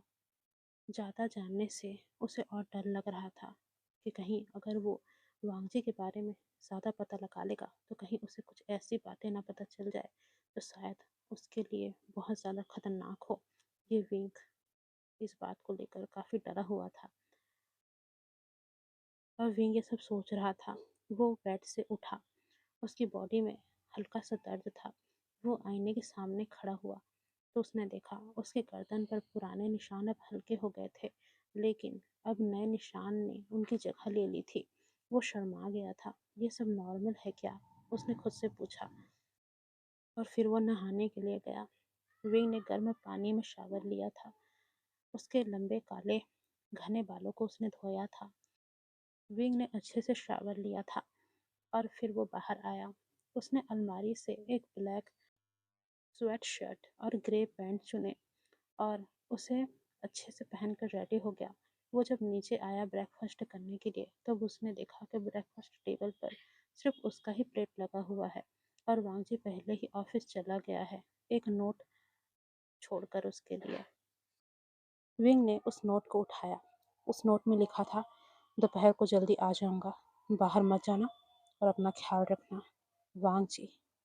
विंग ने उस नोट को वापस वहीं रख दिया और विंग ने खाना खाया, फ्रूट्स, टोस्ट और कॉफ़ी। फिर घर में वो घूमने लगा था। अब मैंशन थोड़ा अपना सा लगने लगा था विंग को। वो लाइब्रेरी में गया, कुछ किताबें उठाई, कुछ रोमांटिक नॉवेल्स, बिजनेस बुक्स और कुछ पुरानी चाइनीज़ पोएट्री। विंग ने जब एक नई किताब को खोला तो उसमें से एक फ़ोटो गिरा। फ़ोटो पुरानी थी और उस फ़ोटो में दो लड़के थे। एक बिल्कुल वांगजी जैसा लग रहा था और एक उससे छोटा था। शायद वो उसका भाई था या फिर भाई जैसा लग रहा था। दोनों उस पिक में मुस्कुरा रहे थे। विंग ने फ़ोटो को हाथ में लिया। इतना मुस्कुराता भी था ये कभी? विंग ने सोचा। उसने फ़ोटो वापस वहीं रख दी और विंग वहाँ से निकल गया। विंग टहलते टहलते स्विमिंग पूल के पास गया और वहीं बैठ गया। वो देख रहा था कि पानी कितना नीला है और कितना चमक रहा है। विंग ने उस पानी में अपने पैर डाले। वो ठंडा था। विंग को वो ठंडक अच्छी लग रही थी। वो सोच में पड़ गया, अब क्या करे? क्या पढ़ाई शुरू करे या बस ऐसे ही रहे? तभी विंग ने सोचा, वांगजी ने कहा था कोई कोर्स चुन लो, लेकिन विंग को लग रहा था जैसे वो यहाँ कैद है। यहाँ उसके लिए सारी सुविधाएं थी, लेकिन कहीं न कहीं विंग को ऐसा लग रहा था कि वो यहाँ कैद है। क्या उसका ये सोचना सही है? विंग ये सोच रहा था। विंग कभी-कभी वांगजी का फ़ोन भी इस्तेमाल करता था, लेकिन वो भी उसके सामने ही। विंग को वांगजी के पीठ पीछे फ़ोन इस्तेमाल करने की इजाज़त नहीं थी। विंग सोच रहा था, क्या वो मुझे छिपा कर रख रहा है किसी से? लेकिन मुझसे किसी को क्या खतरा, या फिर किसी से मुझे क्या खतरा? ये अचानक से विंग के दिमाग में बात आई। पर क्या ये ठीक था? विंग ये सोच रहा था। अब लगभग दोपहर के 2 बजे वांगजी आया। वो सूट में था और थका हुआ था। विंग पोल साइड में बैठा था। वांगजी ने उसे देखा और उसके करीब आया। यहाँ बैठे हो? वांगजी ने कहा। विंग ने बोला, हाँ, बोर हो रहा था, इसलिए यहाँ बैठ गया। विंग ने ये बात सच ही कहा था। विंग वाकई में वहाँ बोर हो रहा था। वांगजी उसके पास बैठ गया और अपना कोट उतार दिया। वांगजी शर्ट के स्लीव्स फोल्ड कर रहा था। तभी वांगजी ने कहा, बोर? तुम बोर क्यों हो रहे हो? तभी विंग ने वांगजी की तरफ देखा और कहा, कुछ करने को नहीं है यहाँ। बाहर भी मैं नहीं जा सकता, इसलिए अजीब लगता है। विंग की इस बात को सुनकर वांगजी ने विंग की तरफ देखा और कहा, बाहर? तुम बाहर नहीं जा सकते, बाहर खतरा है। कुछ दिन और रुक जाओ, फिर मैं तुम्हें घुमाने लेकर जाऊंगा। विंग ने जब वांगजी की बात सुना तो विंग ने पूछा, खतरा? कैसा खतरा? विंग ने ये पहली बार वांगजी से सवाल किया था और वांगजी चुप रह गया था। कुछ देर बाद वांगजी बोला, बिजनेस के दुश्मन हैं, वो लोग तुम्हें नुकसान पहुंचा सकते हैं। इस बात पर विंग डर गया। मुझे? पर मैं तो किसी को नहीं जानता ना। किसी को भी नहीं जानता, फिर मुझे क्यों नुकसान पहुंचाएंगे? तभी वांगजी ने कहा, नहीं, तुम किसी को नहीं जानते, लेकिन मैं तो किसी को जानता हूँ ना, जो शायद तुम्हें जान सकते हैं। अब तुम मेरे साथ हो, इसी वजह से तुम्हें ज़्यादा खतरा है। वांगजी ने उसका हाथ पकड़ा और कहा, पर डरो मत ओमेगा, मैं हूं ना। जब तक मैं हूं, तब तक तुम्हें कुछ भी नहीं होगा। तुम आराम से रहो। जब भी मुझे समय मिलेगा, मैं तुम्हें बाहर घुमाने ले जाया करूँगा, ठीक है? इस बात पर विंग ने हाँ में सिर हिलाया। दोनों काफी देर तक वहां बैठे रहे और फिर वांगजी ने विंग की गोद में अपना सर रख लिया और अपनी आंखें बंद कर ली। विंग वांगजी की इस हरकत पर हैरान था।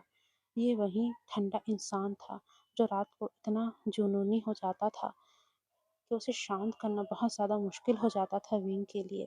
उसने धीरे से वांगजी के बालों में अपनी उंगलियां फिराई और वांगजी ने अपनी आंखें खोली और मुस्कुराया और कहा, अच्छा लग रहा है ओमेगा, ऐसा ही करो। इस बात पर विंग को शर्म आ गई और विंग ने कहा, तुम थके लग रहे हो, क्या तुम थक गए हो? चलो रूम में आराम कर लो। तब वांगजी ने कहा, हाँ, मैं थक गया हूँ, रात देर तक सोया नहीं था, एक मीटिंग थी, इसी कारण से। लेकिन अच्छा लग रहा है जब तुमने मेरे सिर पे अपना हाथ फेरा। दोनों कुछ देर तक एक दूसरे को देखते रहे। फिर वांगजी उठा और विंग को साथ लेकर ऊपर चला गया अपने कमरे में। कमरे में पहुंचकर वांगजी ने कहा, आज आराम करेंगे। ऐसा कहकर वांगजी बेड पर लेट गया और विंग को भी अपने साथ अपने बगल में ही लेटा लिया। दोनों चुपचाप लेटे रहे और वांगजी ने विंग को अपनी बाहों में ले लिया और कहा, तुम्हारे बिना मुझे नींद नहीं आती अब ओमेगा। तुमने क्या जादू कर दिया है मेरे ऊपर। इस बात पर विंग का दिल धड़का, सच में धड़का, लेकिन इस बार डर से नहीं बल्कि प्यार से। इस बात पर विंग ने हैरानी से वांगजी से कहा, हाँ, सच में? तभी वांगजी ने विंग की आंखों में देखते हुए कहा, हाँ, सच में। और वांगजी ने विंग की गर्दन पर किस किया, हल्के हल्के से। इस बात पर विंग की सांसें तेज हो गई, पर वांगजी ज्यादा आगे बढ़ा नहीं, क्योंकि वांगजी वाकई थक गया था। वांगजी ने कसकर विंग को जकड़ा और उसकी गर्दन में अपना सिर टेकाकर सो गया। विंग को ऐसा लगा जैसे वांगजी उसके साथ कुछ करेगा, पर ऐसा कुछ हुआ नहीं। जब विंग ने देखा कि वांगजी सो रहा है, तो विंग ने वांगजी के सिर को थपथपाना शुरू कर दिया, जिससे वाकई में वांगजी को अच्छा महसूस हुआ और वांगजी के चेहरे पर एक हल्की सी मुस्कान थी। बस कुछ ही देर के लिए वो मुस्कान थी और फिर वांगजी वाकई में सो गया था। और विंग, उसने वांगजी के मुस्कान को नहीं देखा, क्योंकि वांगजी ने विंग के गर्दन में अपना चेहरा छुपा रखा था। अब हमें इस सीन को कट करके दोपहर का सीन दिखाया जाता है। दोपहर का समय था, लेकिन कमरे में अभी भी पर्दे बंद थे। वांग जी जो उठ चुका था और विंग को ही देख रहा था, वह विंग अभी भी सोया हुआ था। वांग जी एक टक नज़र से विंग को देख रहा था। फिर जब वांग जी को ऐसा लगा कि वो रुक नहीं पाएगा, उसने धीरे-धीरे विंग के चेहरे को छूना शुरू किया। वांग जी को ऐसा महसूस हो रहा था जैसे उसके अंदर तेज गर्मी बढ़ रही है। जैसे-जैसे वांग जी ने विंग को छुआ और उसके नज़दीक बढ़ने लगा, विंग को अपने शरीर में हलचल महसूस हुई। कुछ देर के बाद वांगजी ने विंग को किस करना स्टार्ट कर दिया था। उसके पूरे फेस पर, उसके लिप्स के कोनों पर, उसके नेक पर और उसके ब्रेस्ट पर भी। ये सब महसूस कर कर विंग की आंखें खुल गई थी और विंग भी वांगजी को देखने लगा था। अब जैसे ही विंग की नज़रें खुली, वांगजी ने धीरे धीरे विंग के कपड़े उतारना शुरू कर दिया था। लेकिन इस बार कोई जल्दबाजी नहीं थी। वांगजी का हर टच प्यार भरा था, जो विंग महसूस कर पा रहा था। विंग ने भी पहली बार वांगजी के इस एक्शन पर जवाब दिया था और विंग का जवाब बहुत स्वीट था। विंग ने अपने होठों को आगे बढ़ाया और अपने होठों को वांगजी के होठों में सटा दिया और पहली बार विंग ने वांगजी को किस किया, जिससे वांगजी की आंखें तो बड़ी हो गई थी। फिर वांगजी ने खुद को संभाला और विंग से लिपट गया था। वांगजी बहुत ज़्यादा खुश हो गया था और वांगजी ने कहा, तुम बदल गए हो ओमेगा। इस बात पर विंग ने कहा, तुम्हारी वजह से बदल गया हूँ अल्फा। इस बात पर वांगजी की खुशी दोगुनी हो गई थी, जिस पर वांगजी ने विंग पर उस वक्त खूब प्यार लुटाया था और विंग ने भी बदले में वांगजी को प्यार ही दिया था। उस दोपहर की इंटीमेसी वो काफ़ी लंबी चली थी उन दोनों के बीच, नरमी से, प्यार से। फिर बाद में वो दोनों एक साथ नहाए भी थे और काफ़ी समय तक शावर लेते वक्त उन दोनों ने बातें भी की थी। वांगजी ने विंग को शैम्पू किया था और उसकी पीठ साफ की थी। वहीं विंग हंस रहा था। पहली बार पहली बार वो इतना खुश महसूस कर रहा था।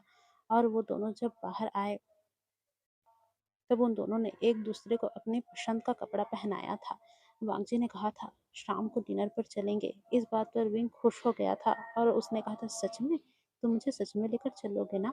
तो वांगजी ने जवाब दिया था, हाँ, लेकर चलूंगा, लेकिन तुम्हें मेरे साथ रहना होगा, दूर मत जाना।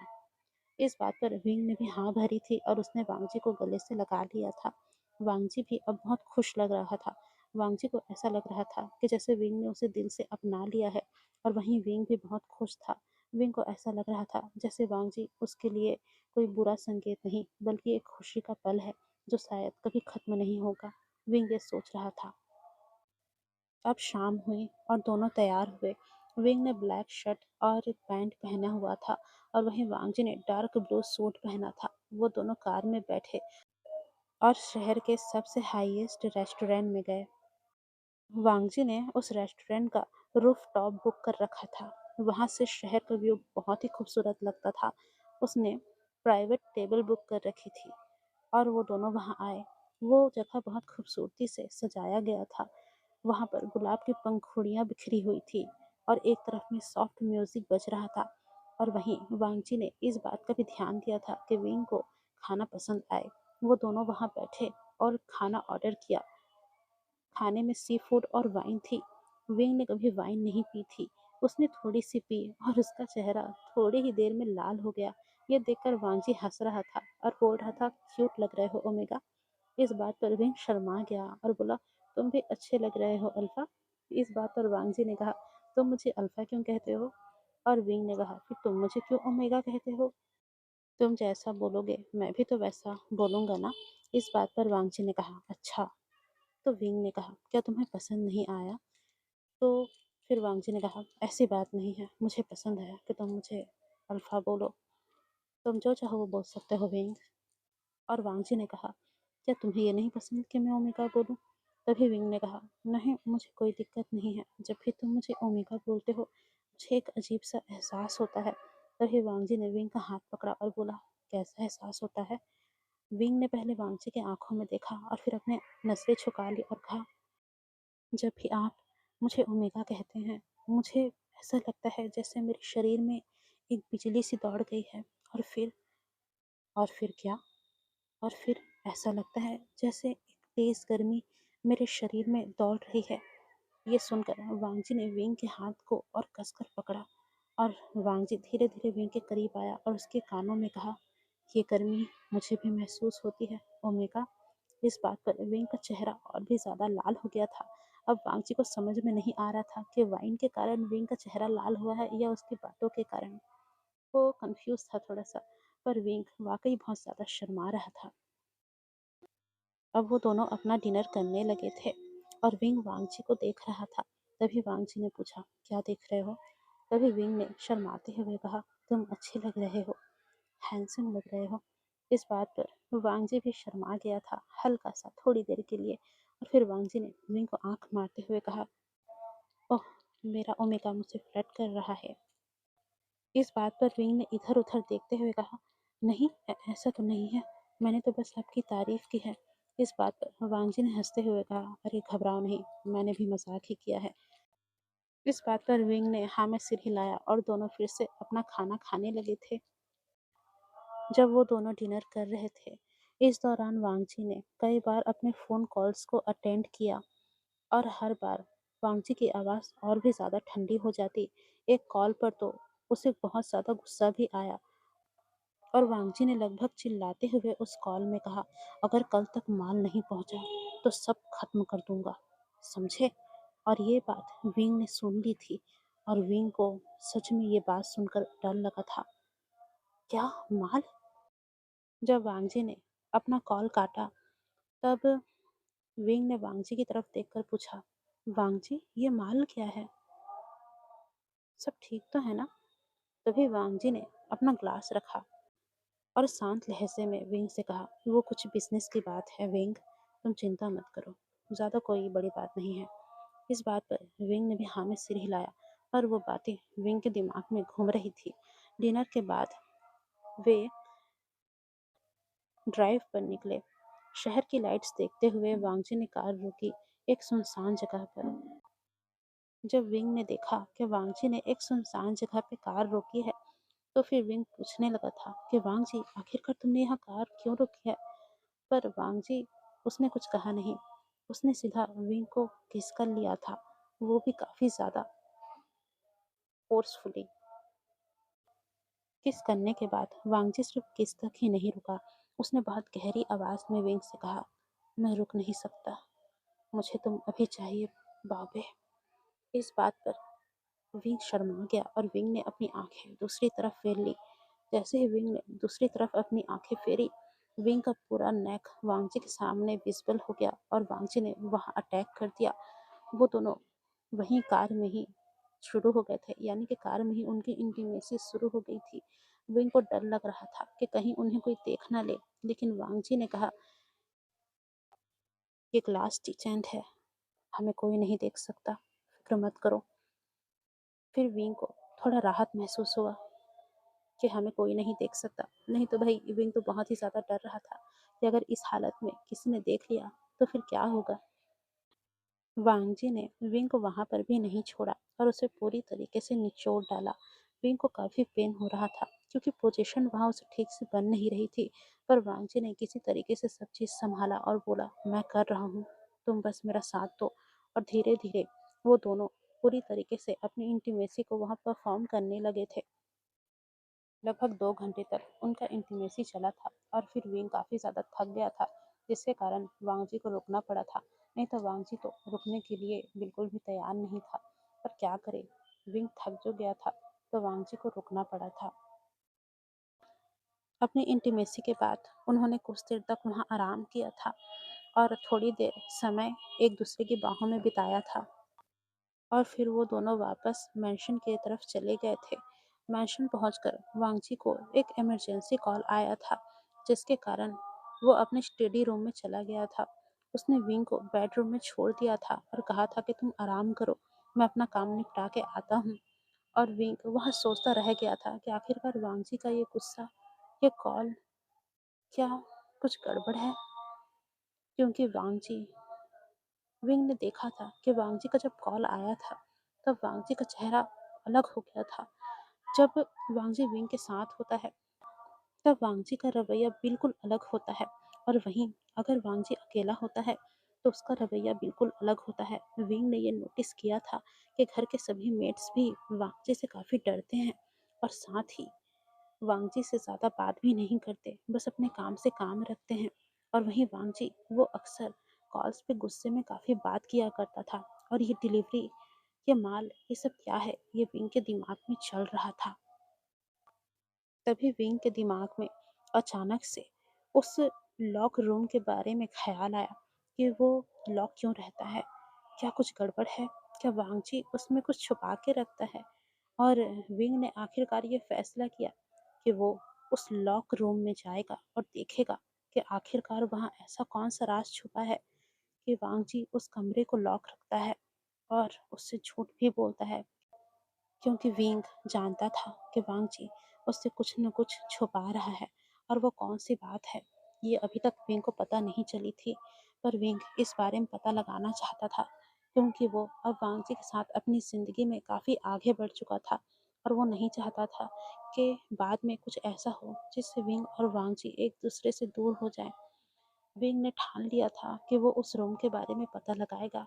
और वो ये भी सोच रहा था, शायद उस रूम से उसे कुछ ऐसा पता चले, कोई ऐसी बात पता चले जो विंग के लिए जानना बहुत ज़रूरी है। तो गाइस, आज के लिए हम इस स्टोरी को यहीं ख़त्म करते हैं। ये स्टोरी मैं काफ़ी पहले लाने वाली थी, पर किसी दिक्कत के कारण मैं नहीं ला पाई। आई होप आप लोग समझोगे मेरी दिक्कत को। और गाइस, ये स्टोरी आज मतलब जो है कल आने वाली थी, जिस दिन मैंने अपने नॉवल का प्रोमो दिया था। पर आपकी दीदी रिकॉर्ड नहीं कर पाई थी, क्योंकि यहाँ बहुत ही ज़्यादा शोर था, जिसके कारण मैं रिकॉर्ड नहीं कर पाई डियर्स। मैं क्या बताऊँ, मेरे तरफ हमेशा ही शोर होता रहता है, यहाँ तक कि रात में भी शांति नहीं है, जिसके कारण मुझे बड़ी मुश्किल होती है रिकॉर्डिंग करने में। तो ये पार्ट बहुत मुश्किल से रिकॉर्ड हुआ था, तो मैंने इसे जल्दी-जल्दी रिकॉर्डिंग में निपटाया है और मैं अब इसे दे रही हूँ, नहीं तो ये बहुत ही पहले आ जाती। उम्मीद है आप लोग समझेंगे, आप लोग मेरे बहुत ही अच्छे सब्सक्राइबर हैं, आप लोग मेरी परेशानी को समझते हैं। तो आप इस स्टोरी को एन्जॉय कीजिएगा, आगे देखना मज़ेदार होगा कि आखिरकार विंग को क्या पता चलता है। कहीं विंग को ये तो नहीं पता चलेगा कि वांगजी मैं नहीं बताऊँगी, वो आपको इसके अगले पार्ट में पता चलेगा। और अगर आप लोगों ने गैस कर लिया है कि विंग को क्या पता चलेगा, तो आप लोग मुझे ज़रूर कमेंट में बताइएगा कि आखिरकार विंग को क्या पता चलने वाला है। और ये आगे देखना बड़ा ही दिलचस्प होगा कि वांगजी के असलियत के बारे में जब विंग को पता चलेगा, तो क्या विंग उसके साथ रहेगा या उसे छोड़कर चला जाएगा? और क्या वांगजी विंग को जाने देगा या उसे ज़बरदस्ती अपने साथ रखेगा? तो दोस्तों, आज के लिए इस पार्ट को हम यहीं ख़त्म करते हैं और मिलेंगे हम इसके अगले पार्ट में। सभी अपना ध्यान रखें एंड हैप्पी रहें।